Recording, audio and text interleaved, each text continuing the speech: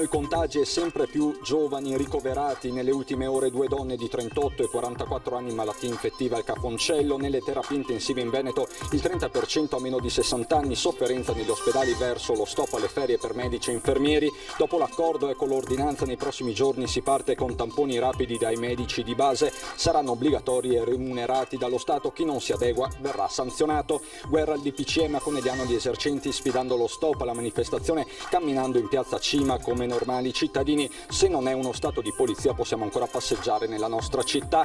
Notte di Halloween, a rischio assembramenti nelle case, molti sfidando le restrizioni stanno organizzando feste private. Il sindaco di Treviso non va per il sottile, invita chi vede a segnalare. Violenta rissa tra extracomunitari vicino a Piazza Borse in centro a Treviso. Uno dei due stranieri insegue l'altro con un macete. L'intervento tempestivo dei vigili evita il peggio.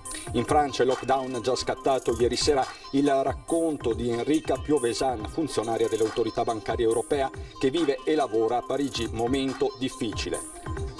Consigliera comunale di Preganziol strattonata da una donna in un negozio di alimentari per averle chiesto di indossare la mascherina è un segnale, dice, della tensione sociale. Un parco protetto e attrezzato per far vivere a bambini e ragazzi il mondo della bicicletta in tutte le sue discipline. Il progetto promosso a Fontane da Fausto Pinarello.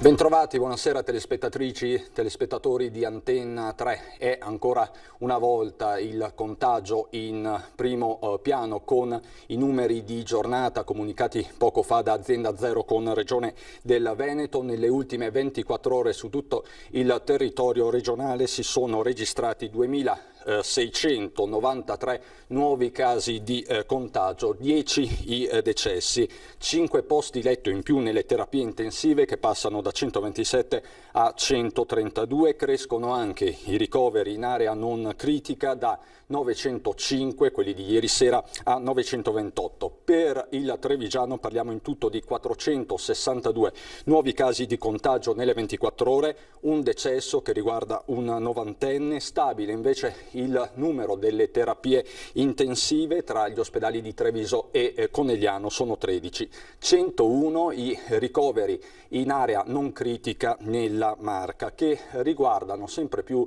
da vicino giovani pazienti, come sottolineato questa mattina dall'unità di crisi di Marghera dallo stesso presidente Zaia. Tra l'altro di situazione impegnativa sul fronte ospedaliero ha parlato un volto molto noto anche ai trevigiani, Paolo Rosi. Sentiamo.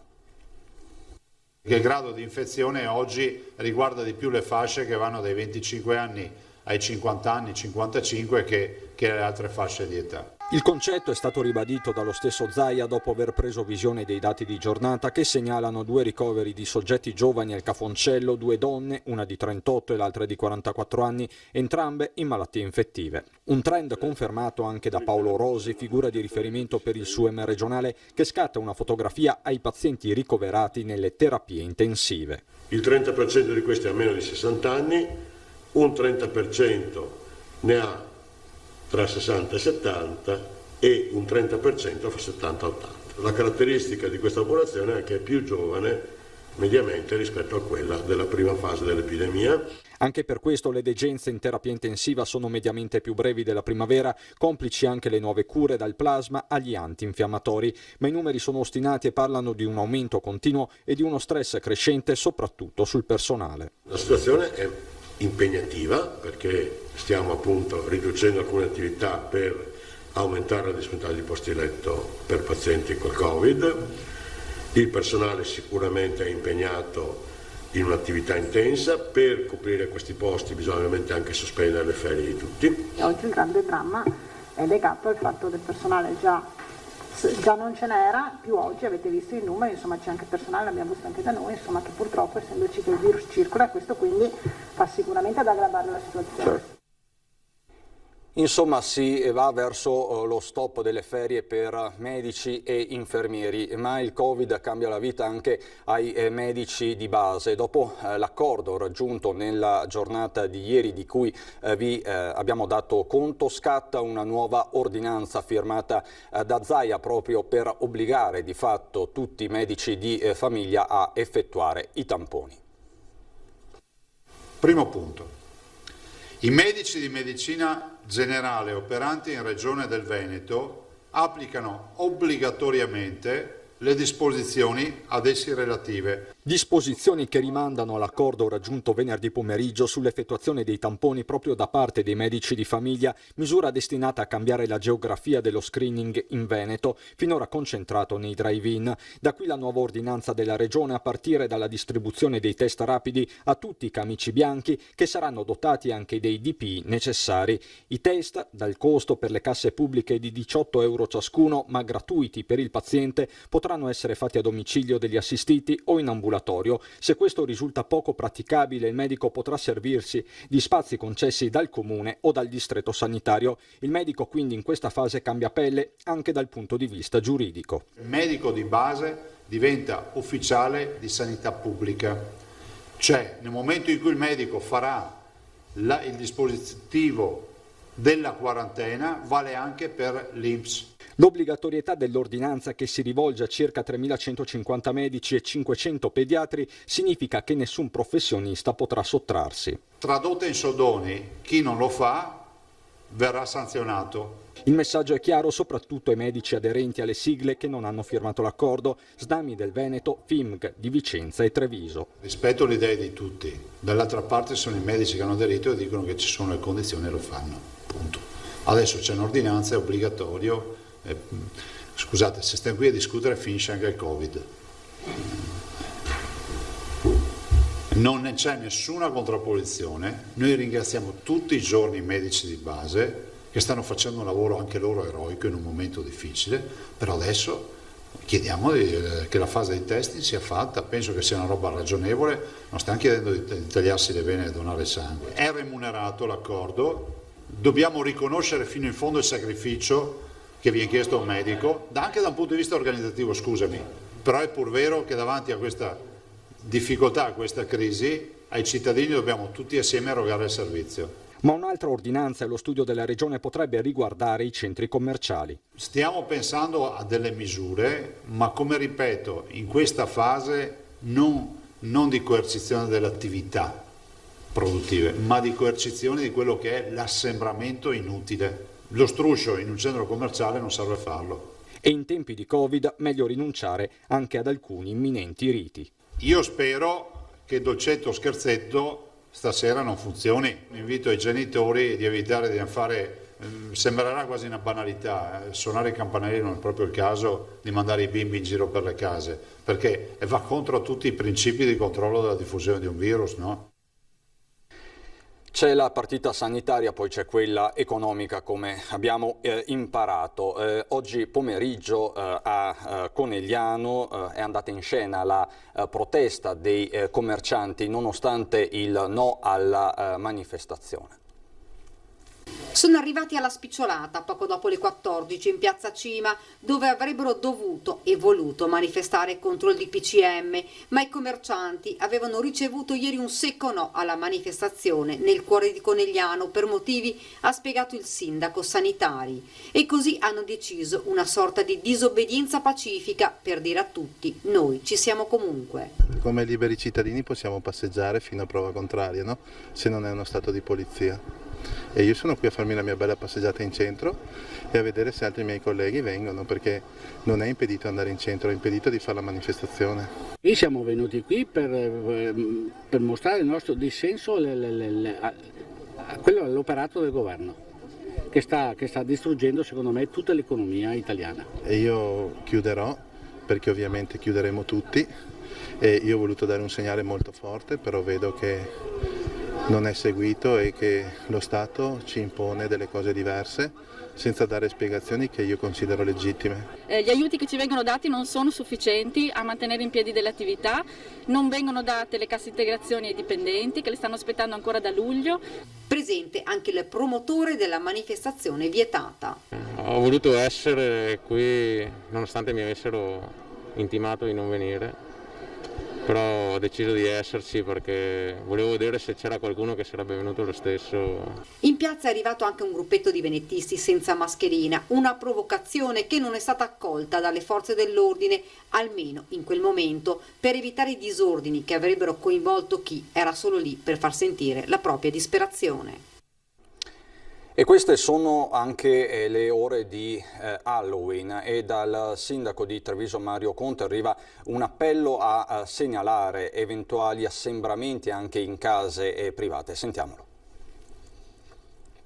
Invito tutti a segnalare situazioni di pericolo come feste private. Il sindaco di Treviso Mario Conte invita i cittadini a non farsi scrupoli. Tra cene affollate e party clandestini, la notte di Halloween rischia di trasformarsi in un susseguirsi di pericolosi assembramenti, malgrado le restrizioni anti-Covid. Le raccomandazioni a non creare situazioni che favoriscano il contagio sembrano non essere sufficienti. Più che timore c'è la certezza, perché mi arrivano costantemente notizie dai macellai piuttosto che dai supermercati di gente che sta facendo provvista di carne per 18-20 persone piuttosto che l'acquisto di alcolici per 20-30 persone. Io credo che sia qualcosa di davvero stupido che danneggia la comunità. Da qui l'invito esplicito a far intervenire la polizia locale in caso di necessità. Non piace mai far la spia, però qui rischiamo la chiusura totale e quindi io francamente far chiudere attività, piscine, associazioni, semplicemente perché qualche buon tempone non può e non vuole rinunciare a una festa in compagnia, credo che sia davvero assurdo e una mancanza di rispetto incredibile. Dai giovani che vogliono far festa agli anziani, ma non solo, che si recheranno a far visita ai defunti, il sindaco predica buonsenso. I cimiteri sono costantemente aperti durante tutto questo periodo, durante tutto l'anno, quindi anche se per quest'anno magari invece di andare tutti in contemporanea allo stesso giorno, alla stessa ora, diluiamo un po' l'afflusso, io credo che i nostri cari che ci guardano dall'altro non se la prenderanno di sicuro. Polizia locale in azione quindi proprio in queste ore, polizia locale che ha anche sventato una tragedia di fatto in pieno centro a Treviso nel corso di una rissa tra extracomunitari dove è spuntato persino un macete. Ha estratto un macete ed ha inseguito il rivale. È accaduto nel tardo pomeriggio proprio vicino a Piazza Borsa, una violenta lite fra extracomunitari che poteva davvero finire in tragedia. Tutto è nato, sembra, per un complimento forse troppo spinto verso la figlia di un nigeriano. Immediata la reazione dell'uomo che ha subito attaccato il suo connazionale. Ne è scaturita una lite violentissima. Il primo ha estratto un macete ed ha iniziato a rincorrere l'altro. Le urla sono state sentite dalla polizia locale che si trovava nei paraggi ed è intervenuta in pochi istanti. Gli agenti, si possono vedere dalle immagini di questo video, sono riusciti a bloccare le due persone. Il nigeriano armato ha gettato a terra l'arma solo alla vista dello spray antiaggressione. Un intervento che ha evitato che la lite finisse davvero male di fronte, tra l'altro, a tanta gente che ogni sabato passeggia per Treviso. I fatti, dice oggi il sindaco Mario Conte, dimostrano che i controlli e la presenza della polizia locale sono molto efficaci ed hanno permesso di bloccare sul nascere fatti che potevano finire in modo molto diverso. A questo si aggiunge un sistema di videosorveglianza capillare ed efficace, oltre ad una collaborazione fra tutte le forze dell'ordine presenti in città. Treviso non dà tregua a chi non rispetta la legge. I due sono stati fermati, le indagini ora della polizia locale in collaborazione con i carabinieri. Fiumi di cocaina tra Venezia e Treviso, blitz delle Fiamme Gialle. 2 kg e 300 grammi di cocaina pronta per essere smerciata tra le province di Venezia e Treviso. La Guardia di Finanza ha arrestato 2 trafficanti in un'operazione che ha visto impegnati gli uomini del gruppo operativo antidroga del nucleo di polizia economico-finanziaria di Venezia.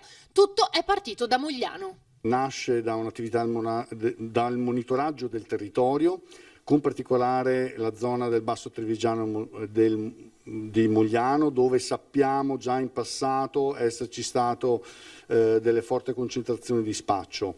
Peraltro il contesto è particolare perché ci sono state anche segnalazioni con tanto di buco fotografico da parte dei cittadini, dei residenti della zona, che hanno segnalato alle forze dell'ordine la presenza di questi spacciatori. La zona è quella di prossimità rispetto agli istituti scolastici, non abbiamo evidenze che spacciassero direttamente lì, però insomma sicuramente il contesto è particolarmente delicato. Individuato uno dei trafficanti, un giovane albanese senza fissa dimora, i militari hanno monitorato i movimenti fino a far scattare il controllo. Lui, invece di fermarsi, è fuggito nelle campagne circostanti. Inseguito e bloccato, è stato dunque perquisito. Nella borsa aveva 2 panetti di cocaina, quindi è stato arrestato. La perquisizione si è poi estesa ai 2 appartamenti in cui il pusher si recava nei giorni precedenti e lì è stato trovato anche il suo complice connazionale. Abbiamo sottratto dal mercato e da Piazza dello Spaccio 2 importanti soggetti che, vista la quantità anche di merce sequestrata, sta a significare che avevano un vasto giro di clientela. Questa droga quanto avrebbe fruttato più o meno sul mercato? Considerando il prezzo di vendita al grammo, oltre dai 50 euro in su al grammo, stiamo parlando di qualche centinaia di migliaia di euro.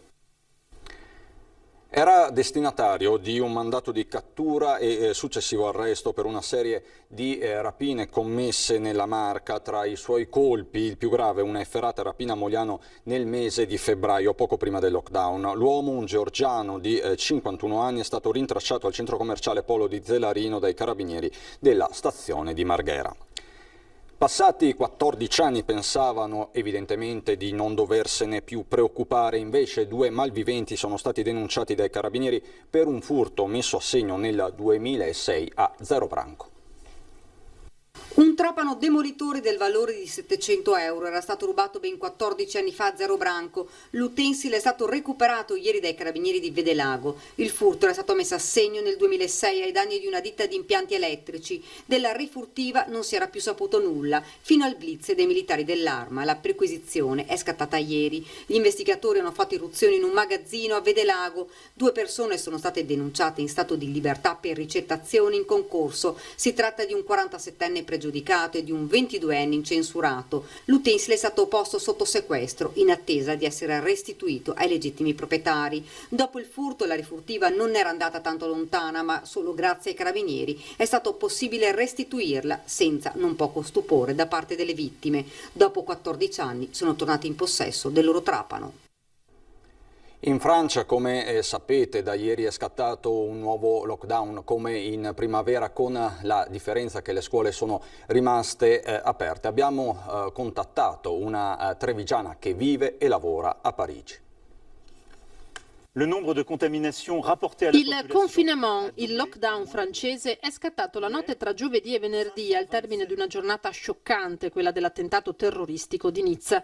Enrica Piovesan, trevigiana, funzionaria all'ABE, l'autorità bancaria europea, ci racconta come tutto si è fermato un'altra volta. Chi può deve lavorare in smart working, spiega, ma a differenza della scorsa primavera le scuole sono rimaste aperte. La possibilità per me che non devo andare a lavorare, posso fare telelavoro da casa, non ho figli da portare a scuola, la possibilità mia di uscire è o per andare a fare delle spese, dei beni di prima necessità, oppure per massimo 1 ora al giorno, massimo 1 chilometro di distanza da casa, una passeggiata per motivi di salute. Quella che è sembrata una fuga in auto dei parigini dall'imminente lockdown, spiega Enrica, altro non era che l'esodo per il ponte di Ognissanti. Impossibile per chi ha figli che vanno a scuola andarsene per un lungo periodo. In questo caso le scuole sono aperte, c'è l'obbligo di frequenza e mi domando come fanno i bambini se non sono più nella loro città. Parigi e la Francia ripiombano nel blocco, ma non c'era dubbio, aggiunge la trevigiana, che finisse così. Durante l'estate non è stata presa dalle persone praticamente nessuna precauzione. Le misure non mi sembrava che fossero attuate o comunque non erano attuate come se fossero sentite dalle persone. E persino in aeroporto, quando sono andata in Italia, ero all'aeroporto Charles de Gaulle di Parigi, era impossibile fare la fila per il check-in perché se mi tenevo a 1 metro di distanza, neanche 2, 1 metro di distanza dalla persona avanti a me, venivo sorpassata. E quando l'ho fatto presente alle guardie della sicurezza mi hanno risposto stia più vicine. Nelle grandi città come nei paesini, quindi, tutti nuovamente confinati per ora fino al 1° dicembre. Quello che non sopporto è l'autocertificazione, che ho scritto il minuto preciso, l'ora e il minuto di uscita, perché mi dà l'ansia di dire devo tornare a casa solo 1 ora, ho 55 minuti, ho 45 minuti, mi rimangono solo 7 minuti, non so se sono andata troppo lontana, eccetera. Però da quello che ho visto forse lasciare al libero arbitrio delle persone di autoregolarsi e non avere un modo di controllare non sarebbe efficace, quindi supporto anche quello. E di un'ipotesi lockdown anche per il nostro paese si parla insistentemente, un'ipotesi insostenibile per Leopoldo Destro, che è il nuovo presidente di Assindustria Veneto Centro. Il lockdown penso che non possa essere sostenibile e quindi io mi auguro che non si vada in questa direzione. Non ha dubbi, a pochi minuti dall'elezione presidente degli industriali di Padova e Treviso, votato dal 96,5% degli imprenditori, Leopoldo Destro. Guiderà Assindustria Veneto Centro per i prossimi 4 anni. Un'elezione condizionata dal Covid, con l'assemblea generale in parte privata e in collegamento da remoto e il voto su piattaforma protetta. Il primo presidente della più importante Confindustria del Veneto, la seconda d'Italia, 3.500 imprese, 170.000 collaboratori, fa il punto sulla situazione presente. Le aziende avevano reagito, le perdite si erano ridotte nel terzo trimestre con il ritorno alla produzione. Sempre purtroppo con il segno negativo, perché non dimentichiamo questa pandemia nel primo trimestre ha avuto un impatto importante per le nostre aziende. Il segno rimane negativo, ma in miglioramento rispetto al semestre precedente. Chiaro che ora con questo nuovo aggravarsi della situazione è tutta in divenire.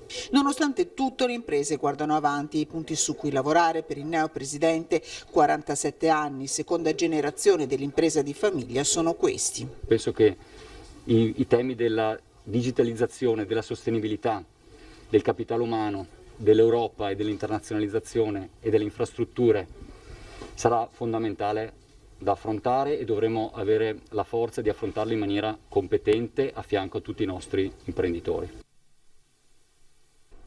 Riprende una signora che non indossava la mascherina in un negozio di alimentari e per questo viene strattonata e trattata male. Una storia emblematica, specchio dei tempi, che arriva da Preganziolo. Mi trovavo in un negozio a fare degli acquisti quando mi accorgo che da diversi minuti una signora teneva ostentatamente la mascherina sotto al mento. Da qui l'invito garbato di indossarla correttamente, ma fatta l'osservazione seguono momenti di tensione impensabili nei tempi prima del Covid. Sono stata, non direi strattonata, ma scansata con una mano come si fa con un insetto molesto. E sostanzialmente sono stata trattata come una stupida. Toni pesanti con la stessa Trabucco, consigliere comunale a Preganziola, che viene invitata a farsi i fatti suoi, per usare un eufemismo. La mia risposta è che in fondo quelli erano veramente affari miei, anzi erano affari veramente di tutti. La signora ostentatamente mi ha girato le spalle, praticamente considerandomi nemmeno degna di una risposta. La morale per la consigliera comunale è una soltanto. Io voglio continuare a avere una vita sociale e proprio per questo credo che, per quanto mi compete come semplice cittadina, posso attuare quelle banali, semplicissime, buone pratiche di comportamento. La pubblicità, a dopo.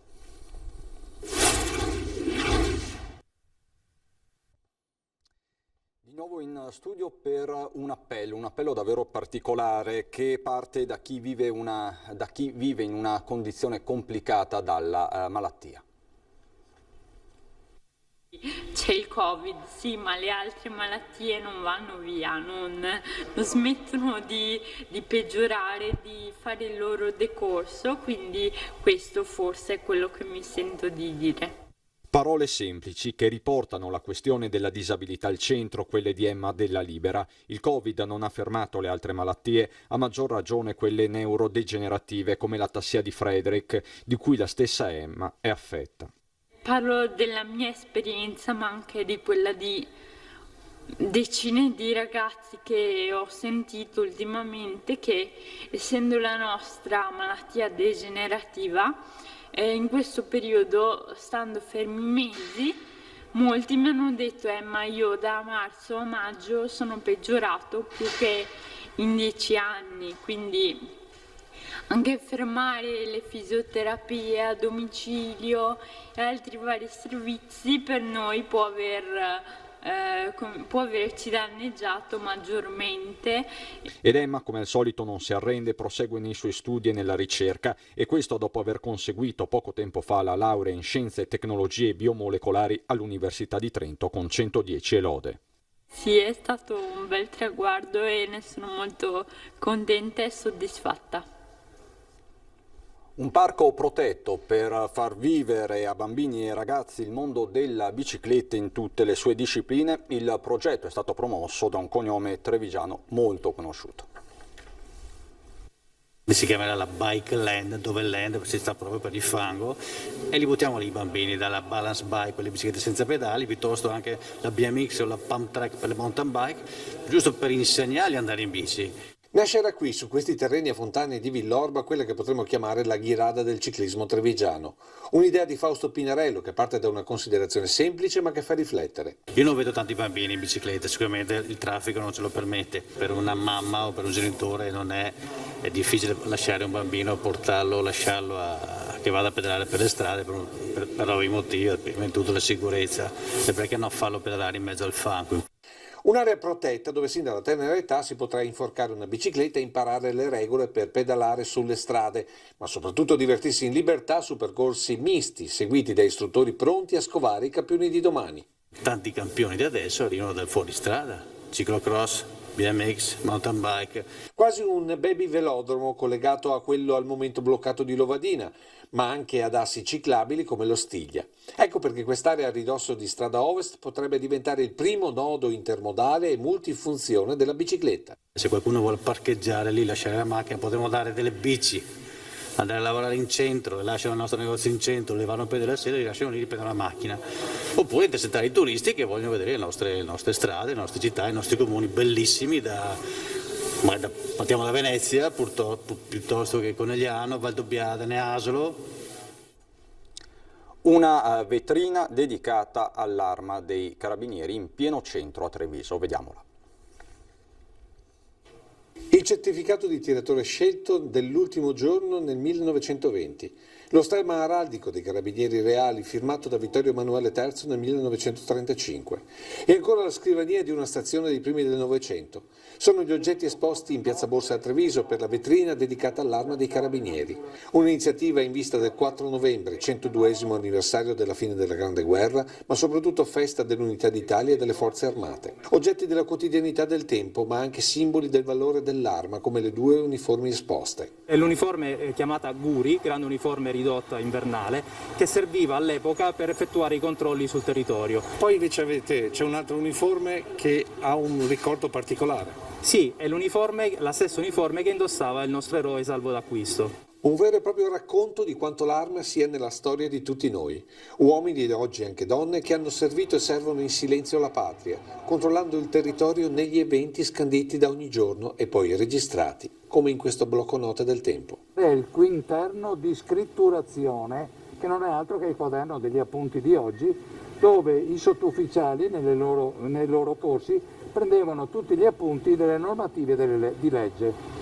E anche chi c'era presente alle varie... Nel caso specifico, questo quinterno di scritturazione riporta di una cerimonia importantissima tutte le autorità che erano presenti, sia autorità militari che civili. Così, in bella scrittura, scopriamo che la massima autorità civile, ma anche militare presente, era Benito Mussolini, in questa vera e propria pagina di storia scritta dal comandante di quella stazione nel 1938.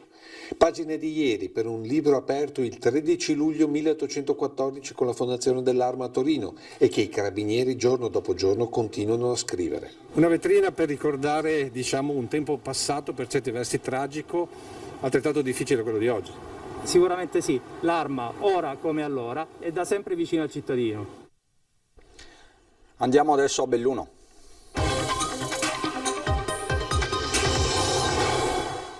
A Belluno in primo piano c'è la cronaca. Un uomo di 48 anni ha perso la vita in un incidente accaduto questa mattina verso le 9 a Trichiana di Borgo Val Belluna. David Bernard viaggiava in sella alla sua moto Honda quando, per cause da accertare, all'altezza dell'incrocio fra via Roma e via Cavassico si è scontrato con una Mercedes guidata da un 41enne del posto. L'uomo è morto praticamente sul colpo e a nulla sono valsi i tentativi di rianimazione praticati dai sanitari del SUEM. I rilievi per stabilire l'esatta dinamica dell'incidente sono stati eseguiti dai carabinieri del Norm di Feltre. David Bernard era molto noto a Trichiana sia per la sua attività professionale che per essere stato consigliere comunale nell'ultima giunta guidata da Fiorenza da Canal.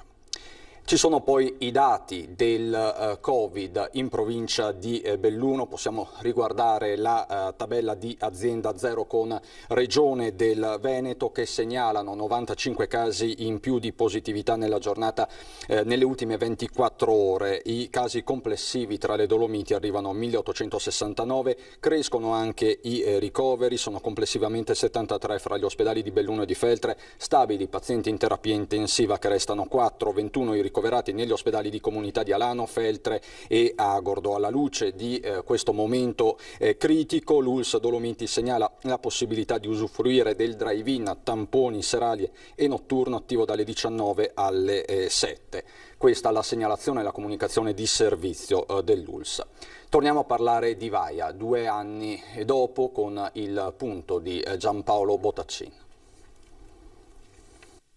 E la cosa che mi ha colpito di più sono stati i cittadini. Sono stati i cittadini che ancora prima che arrivassero i primi soccorritori erano lì che spalavano il fango e cercavano di risollevarsi, no? Qualcuno ha detto: non abbiamo tempo per piangere, dobbiamo ripartire. Il primo messaggio positivo quando ancora al di fuori dei confini provinciali non era chiara la portata di quanto era accaduto è arrivato dai cittadini. Indomiti, pur feriti, si sono sorretti l'un l'altro. Poi sono arrivati i soccorsi, ricorda l'assessore Botaccin, una corsa all'aiuto reciproco che ha fatto emergere il senso della solidarietà nella sua accezione più ampia. Dal Veneto una lezione di protezione civile a tutta Italia, disse a Belluno il 12 marzo dello scorso anno il presidente Mattarella. Motivo d'orgoglio per Botaccin, che vide la sua terra trasfigurata. Mi ha turbato vedere il nostro territorio, il territorio del Veneto, devastato. Il capo dipartimento della protezione civile, che è abituato a vedere scenari complessi, ha detto che aveva visto uno scenario apocalittico. Quindi, detto da lui, fa capire che la situazione era veramente complicata, il territorio devastato.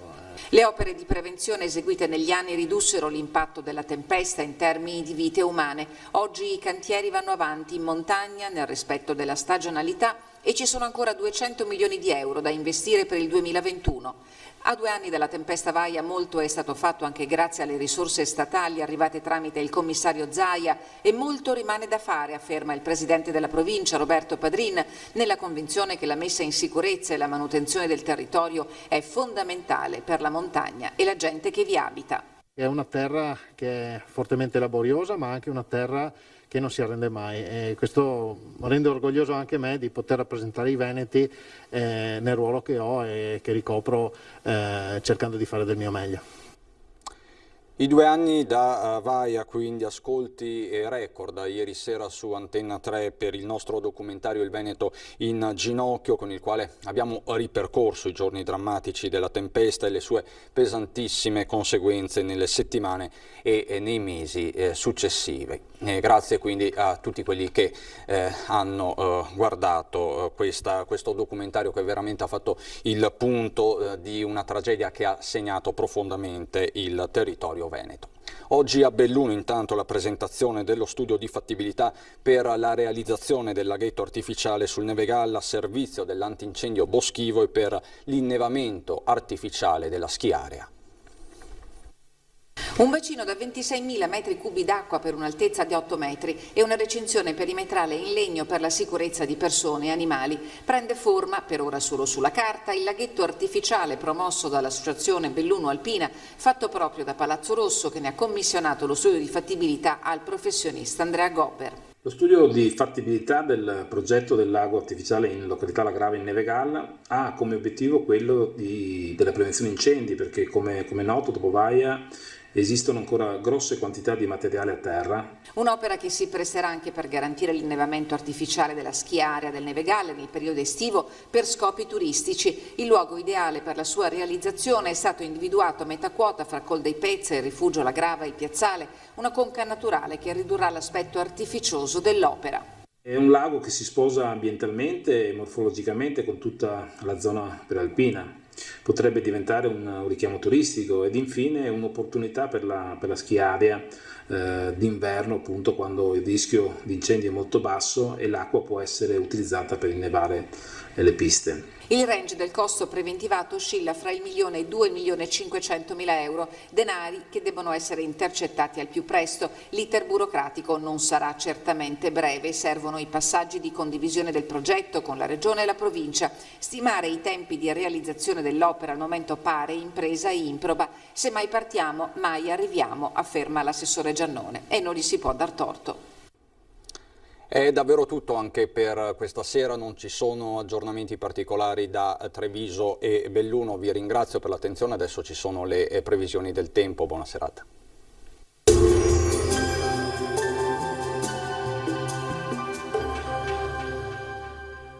Società Agricola Torresan. Dai nostri animali nati e allevati nel cuore del Montello produciamo solo carni e salumi genuini. Nuova apertura a Ponzano Veneto. Benvenuti al meteo. Inizio di novembre in perfetto stile autunnale, tempo stabile ma cielo alquanto nebbioso. La situazione nel dettaglio. Sul Veneto generali condizioni di tempo asciutto, tuttavia su pianure e vallate spesso diventeranno protagonisti nubi basse e foschie in grado di rendere la giornata grigia e cupa. Più sole invece sui rilievi. Temperature minime tra 9 e 10 gradi, massime invece tra i 16 e i 17 gradi. Ci spostiamo ora sul Friuli Venezia Giulia, cielo molto nuvoloso con locali riduzioni della visibilità in pianura, sarà più soleggiato invece altrove. Temperature minime fino a 11 gradi, massime invece sui 17-19 gradi. Infine uno sguardo alla situazione del Trentino Alto Adige. Avremo locali foschie mattutine, in dissolvimento però con il passare delle ore. Addensamenti innocui invece sui settori di confine. Temperature minime sui 10 gradi, massime fino a 19 all'incirca. Dal meteo per ora è tutto, vi auguro un buon proseguimento in compagnia di Antenna 3.